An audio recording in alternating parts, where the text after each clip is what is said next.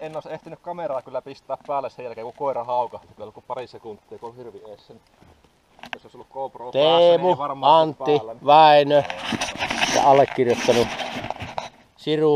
Siru haakku tätä hirveä, mutta ei oikein voi kehua koiria, mutta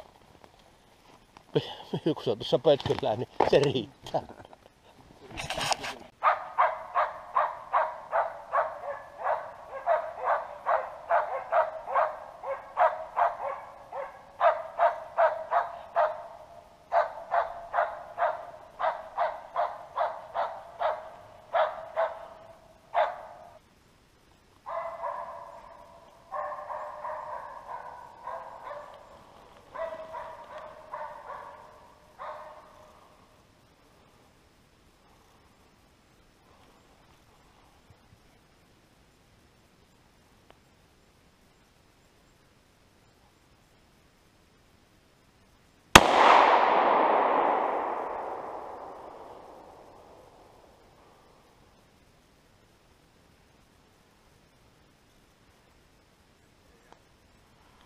Nyt se saattaa jää ainakin kuotu, että antaa nyt rauhassa kuolleen tuonne hyppy pystyyn.